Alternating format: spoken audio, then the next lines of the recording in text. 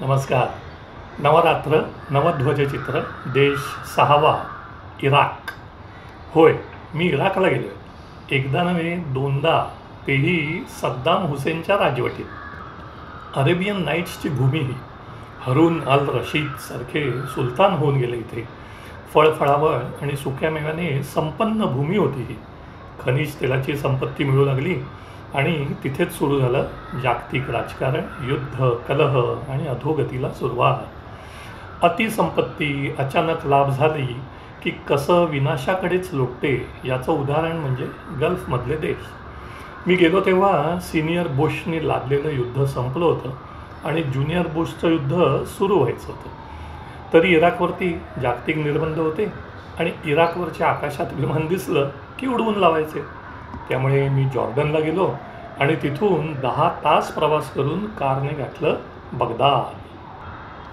बगदादभर जुन्या ऐश्वर्याच्या खुणा स्पष्ट दिसत होत्या, पण सततच्या लढ्यांमुळे पडझड सुरू झालेली होती. आम्ही होतो इराकी फार्मासिस्ट असोसिएशनचे पाहुणे. स्टेनगनदारी रक्षक सतत बरोबर. सर्व परदेशी पाहुणे राहायचे ते हॉटेल होतं अल रशीद, भव्य पंचतारांकित. शेवटी तेही उद्ध्वस्त झालं बॉम्ब हल्ल्यात. म्हणजे मी परत आल्यानंतर खूप वर्षभराने. पहिल्या मजल्यावर नाईट क्लबही होता जो बंद पाडलेला होता.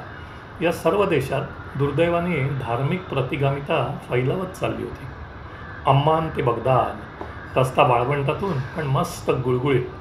उन्हापासून संरक्षण म्हणून रात्रीचा प्रवास, कारण दुपारी तापमान होतं 52 डिग्री सेल्सिअस. इराकमध्ये WMD weapons of mass destruction होती की नाही हे युनोच्या निरीक्षकांनाही कळलं नाही. तर मला बापड्याला काय कळणार. पण एवढं नक्की की हायवे इतका प्रशस्त आणि गुळगुळीत होता की वेळप्रसंगी विमान उतरू शकेल. मुंबईसारखाच बगदादलाही बाजार आहे. जर्दाळू आणि इतर सुकामेवा मुबलक होता. जगातला उत्कृष्ट जर्दाळूचा जॅम मी खाल्ला तिथे. कोरा चहा पण मस्त मिळायचा, अगदी आपल्या कटिंगसारखा. माझ्याकडे अजूनही ते चहा शॉटसाठीचे सोनेरी किनारीचे ग्लास आहेत, खास बगदादून आणलेले. गालीचेही होते, अर्थात ते नुसतेच बघितले. इराकमध्येच पूर्वीच्या 7 आश्चर्य, जगातली 7 आश्चर्य म्हणायचे, त्यापैकी एक बॅबिलॉनचं गार्डन येतं.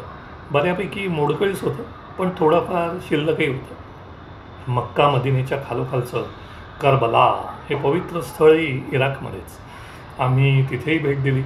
सरकारी पाहुणे ना आम्ही. या सर्व देशात आपल्याला ओळखतात हिंदुस्तान म्हणून आणि एक आदरही मिळतो. मी गेलो तोपर्यंत बुरखा सर्वव्यापी झालेला नव्हता. आमची एक दुभाषी अगदी स्कर्ट घालून आली होती. माणसं गोरी, देखणी आणि सुस्वभावी वाटली. मिलिटरीचा खूपच पगडा मात्र सगळीकडे. पेट्रोल पंप ओसाड पडले होते आणि इराकी ड्रायव्हर ते फुकट वापरत होते पेट्रोल.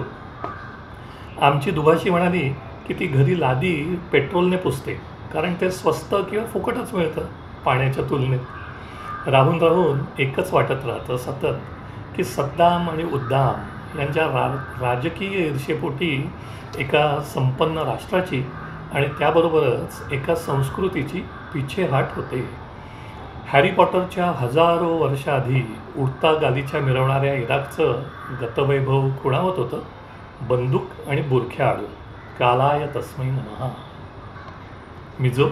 नवरात्र 6वी माळ 2025. आजचा बोनस.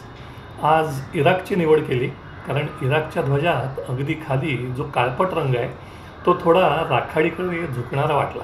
आणि अर्थात इराकसारख्या वेगळ्या देशात मी जाऊन आलो आहे हे एक महत्त्वाचं कारण. मधल्या पांढऱ्या पट्ट्यावर अरेबिक भाषेत जे काय लिहिलं आहे ते कसं काढलं मीनाने हे ती आणि पैगंबरच जाणे. आजचा ध्वजरंग राखाडी, आजचा देश इराक. चित्रकार मीना शहा. नमस्कार.